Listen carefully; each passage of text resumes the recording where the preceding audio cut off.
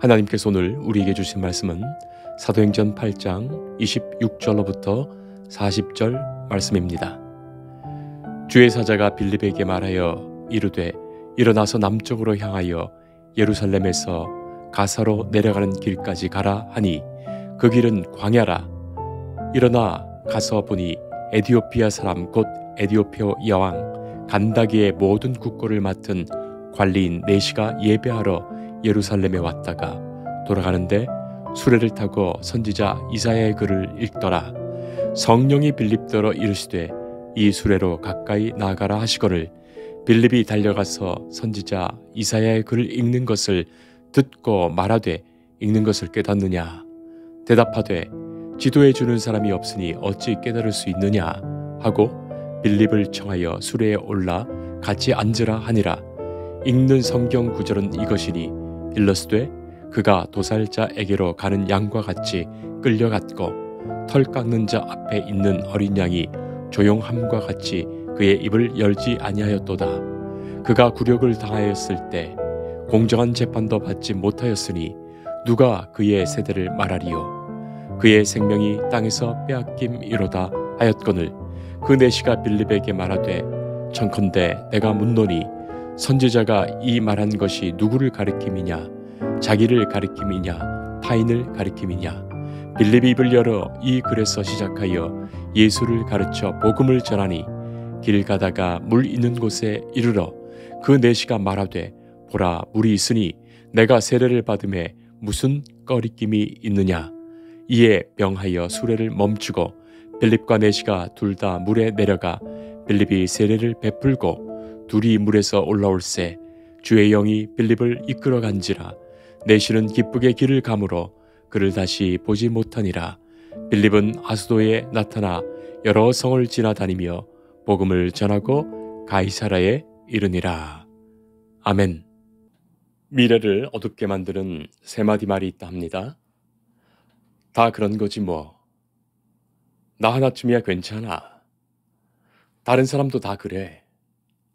이 세 가지 말의 공통점은 그래서 나도 하지 않겠다는 말입니다. 다 그렇게 사는데 뭘 유별나게 나만 다를 필요 없다는 거죠. 그렇게 말하는 사람은 더 좋은 내일을 만들지 못합니다. 그들에게는 아무런 변화가 없지요. 반대로 미래를 더 밝게 만드는 세 마디 말이 있다 하죠. 다 그런다 할지라도 나 하나만큼은 다른 사람은 다 그래도 이런 사람을 통하여 역사의 발전이 이루어집니다. 더 밝은 내일이 준비됩니다. 여러분은 어떤 말을 더 많이 하십니까?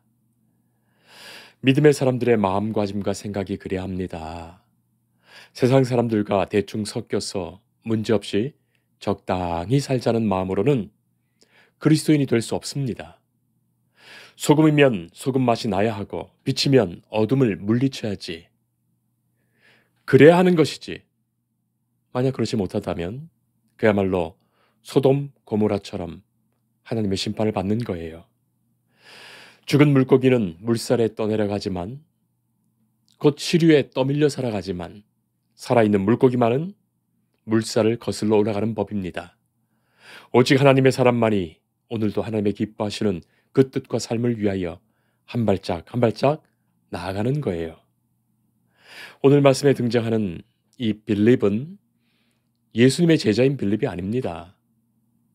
사도들의 일을 도울 수 있었던 7명의 집사를 교회가 세웠고 이분들 중에 한 사람이 빌립입니다.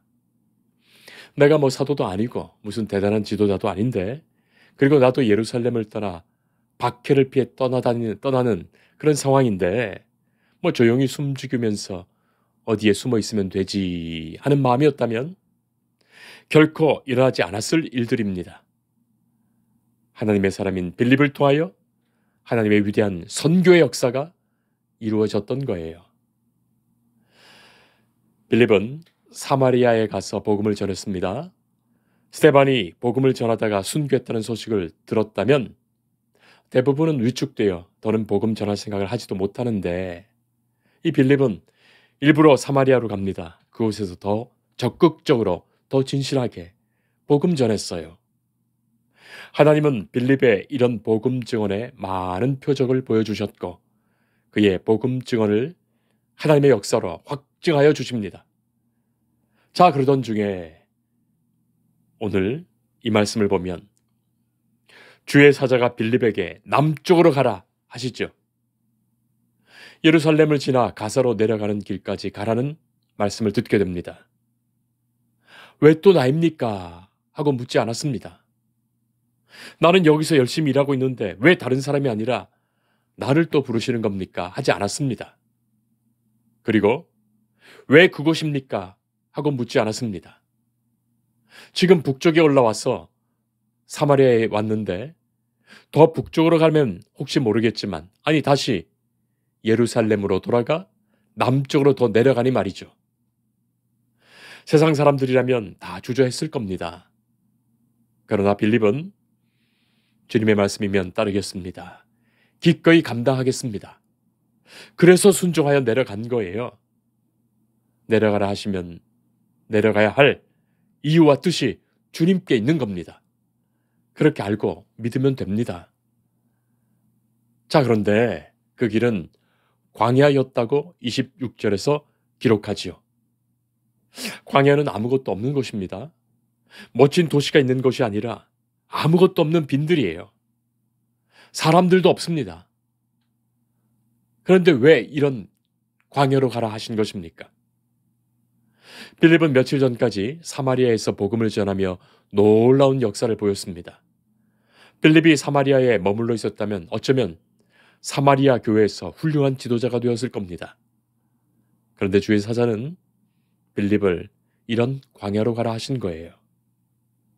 자, 그러니 사람들에게 인정받고 영광 누리던 사람이 갑자기 모든 것을 잃어버리고 시시한 인생의 길로 접어드는 그런 공간과 시간이 광야 아니겠습니까? 어쩌면 지독하게도 외로운 곳입니다. 고독해지는 곳입니다. 그래서 두려움이 생기고 의심이 드는 시간입니다. 내가 잘못 들은 것 아닌가? 내가 쓸데없이 가겠다고 나선 것은 아닌가? 별별 의심의 유혹이 다 생기는 거예요. 자, 그런데 바로 광야길에서 빌립은 에티오피아 여왕인 간다게의 모든 국고를 맡은 관리 내시를 만나게 됩니다. 그야말로 기가 막힌 장면 아닙니까? 성도 여러분, 우리의 삶에 그런 일이 있는 거예요. 그때 그 일이 아니었더라면, 그때 그 사건이 아니었더라면, 그때 그런 상황이 아니었더라면 결코 만나지 못할 사람이 있었고 결코 마주하지 못했던 일이 있는 거예요. 하나님은 그 일을 이루시기 위해서 나를 그곳으로 부르신 겁니다. 그렇게 하나님은 우리를 통해 그 시간과 그 공간에서 일하십니다. 에티오피아 여왕인 간다게의 모든 국고를 맡은 내시, 내시라고 해서 우습게 볼 일이 아니죠. 역사적으로 오늘 본문에 나오는 이 에티오피아의 여왕은 AD 25년에서 41년 사이에 통치했던 아만 디테레를 가리키는 것으로 봅니다. 이 여왕을 간다게, 노예의 왕 간다게라고 칭한 거예요. 그 여왕의 모든 국고를 맡은 관리인 넷이라고 했으니 오늘로 말하자면 재정부 장관 정도 되는 높은 지위의 사람입니다. 자, 그 사람이 예루살렘에 예배하러 왔다가 돌아가는 길입니다. 무슨 일로 어떻게 예루살렘에 예배하러 왔는지 자세히 알지 못합니다. 외교사절로 방문한 것인지, 큰 명절에 관광차 왔는지, 아니면 유대교로 개종하여 예루살렘의 절기에 방문했는지 알 수 없지만 그가 예루살렘 방문을 마치고 이렇게 수레를 타고 돌아가면서 선지자 이사야의 글을 읽고 있었어요. 그리고 이 이사야의 글, 이사야 성경을 선물로 받은 것인지 아니면 본인이 원래 갖고 있었던 것인지 예루살렘에 들렀다가 어디에서 산 것인지는 모르지만 그렇게 구약 성경인 두루마리 이사야 선지서를 가지고 있었고 그것 읽는 중입니다. 성령께서 빌립에게 지시합니다. 그에게 가라고 하십니다. 빌립이 그에게 다가가니 아니 이 사람이 이사야 성경을 읽고 있는 중이에요. 자, 그것을 보고서 빌립이 읽는 것을 깨달으시는가 묻게 되죠. 자, 그 말에 이 관리의 말이 재밌습니다. 지도해 주는 사람이 없으니 어찌 깨달을 수 있느냐. 그렇게 대화가 시작되고 빌립은 그의 수레에 앉아서 오랫동안 말씀을 나누며 복음 전하는 기회를 갖게 되는 거예요. 읽는 것을 깨닫느냐? 여러분 어떻게 생각하십니까? 사람이 읽으면서 깨달을 수만 있다면 그 사람은 깨인 사람이에요. 깨닫는다는 말은 사전적으로 이해하여 참뜻을 환하게 알게 되는 것을 말합니다. 먼저는 이 깨닫는 것은 이해한다는 말이에요. 여러분 누가 이해할 수 있습니까? 이해하는 것도 쉬운 일이 아니죠. 이해할 수 있는 지적인 수준이 되어야 이해하는 겁니다. 이제 막 사칙 연산을 마친 초등학생에게 고차 방정식을 아무리 설명해도 이해하지 못합니다. 이제 막 글을 읽는 사람에게 깊은 성찰이 필요한 철학이나 사상은 어렵지요. 그리고 뭘 알고 있어야 이해하는 거예요. 이해하기 위해서는 예비지식, 전이해, 기초지식이 있어야 합니다. 우리가 성경을 읽다 보면 먼저는 말, 단어, 문맥, 상황, 수사학을 충분히 알아야 무슨 말인지 이해하는 거예요. 그런 전 이해가 없으면 성경을 읽으면서도 이해하지 못합니다. 자, 그리고 둘째, 이 깨닫는 것은 참뜻을 아는 것입니다. 이해하기도 힘든데 참뜻을 아는 것은 더 어렵죠. 단순히 글자를 이해하는 것을 넘어서 그 말씀 속에 담겨있는 하나님의 마음, 그 뜻을 아는 거기에 이르는 것 말입니다. 그래야 그것을 깨닫는다고 하는 거예요. 그것은 바로 그런 것을 도통했다고 하는 거예요. 도를 깨달았다는 말입니다. 관찰하면서 이해하려고 숲과 나무만 보다가 좁게는 숲, 좁게는 나무, 넓게는 숲 그렇게 보다가 길을 보게 되었다는 거예요. 길을 찾게 된 것입니다. 길을 통하게 되었다는 말입니다. 진짜의 깨달음이 바로 그것이죠. 길을 아는 것. 자, 그런데 무슨 수로 자기가 혼자 깨닫는단 말입니까? 여기에는 반드시 지도해 주는 사람이 있어야 합니다. 인간이 혼자 산속에 들어가서 혼자 도통하면 사이비 도사는 될지 몰라도 참된 지식인이 되지는 못합니다. 모든 배움과 암, 철학과 과학, 역사와 정보, 의미와 해석 누군가 지도해 주는 사람이 있어야 합니다. 먼저 이해하고 먼저 참뜻을 알고 먼저 깨달은 사람이 있어야 배울 수 있어서 깨닫게 되죠. 목회자도 성경을 더 잘 알려면 신학을 공부하기 위해서 대학 공부를 마치고 히브리어, 헬러, 라틴어 언어 공부를 하고 또 일반 인문학, 철학, 역사, 과학 공부를 하고 그리고 신학을 공부해서 성서를 공부하면서 모든 암 위에 성경을 알게 되는 거예요. 그렇지 않으면 얼마든지 잘못 이해하고 잘못 알게 됩니다. 자, 그리고 성경은 단순히 지식을 배우는 것이 아닙니다. 성경이 우리를 깨우쳐주고 우리를 변화시키며 우리를 하나님의 사람으로 만들어 갑니다. 그래서 사탄이 제일 싫어하는 것이 사람이 하나님의 말씀 바르게 깨닫고 아는 거예요. 그것을 방해하는 것이 사탄의 제일 첫 번째 일이에요. 어떤 방법으로든지 성경 읽지 못하게 하고 성경 듣지 못하게 하고 성경 바르게 배우지 못하게 합니다. 누군가는 무식해서 성경을 모르고 누군가는 교만해서 성경을 모르게 하고 누군가는 바빠서 성경을 모르게 하고 누군가는 게을러서 성경을 모르게 합니다. 사탄의 방해에 다 넘어지는 거예요. 자, 그리고 이 성경을 깨닫는 데에는 반드시 성령님의 역사가 있어야 합니다.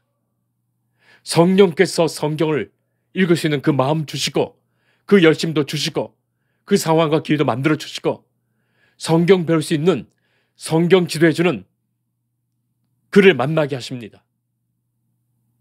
그 열망과 소망이 클수록 진실할수록 하나님은 더욱 그렇게 해주시는 거예요. 죄송합니다만 저의 개인적인 생애를 돌아보더라도 그랬습니다. 제게 너무나도 소중하고 소중한 선생님들을 만나게 하십니다. 그분들이 주신 가르침과 지혜와 영감과 도움이 있었기에 내게 주시는 주님의 말씀을 듣게 되는 거예요. 성도 여러분, 모르면 모른다고 말할 수 있는 사람이 배울 수 있는 사람이에요. 그가 겸손한 사람입니다. 모르면서도 아는 척하는 사람은 평생 배우지 못합니다. 이 왕궁의 장관 정도 되는 사람이 빌립과 같은 사람을 우연히 이런 광야에서 만나게 되었다면 까불지 마라 했으면 그것으로 끝입니다. 그리고 자기가 몰라도 아는 척했다면 영 배울 수도 깨닫지도 못했을 것입니다. 자기가 모르는 것을 모른다고 하는 것, 자기가 모르는 것을 아는 것이고 그가 발전할 수 있는 사람이에요. 뭐든지 아는 척하는 사람은 배울 수도 없고 배우지도 못합니다. 배울 기회를 잃게 되지요. 사랑하는 성도 여러분, 하나님은 우리 각자가 더 하나님의 지식을 알기를 원하십니다. 그래서 성경 주신 거예요. 하나님을 아는 지식, 하나님을 더욱 힘써 알기를 하나님 원하십니다. 우리는 모르면서 자꾸 아는 척하면서 배우지 않으려 하니 그것이 미련이요. 조금 알면서 대단히 많이 아는 것처럼 떠드니 그것이 교만이에요. 성령은 말씀을 깨닫게 하시고 말씀을 분별하게 하시고 말씀의 능력을 경험하게 하십니다.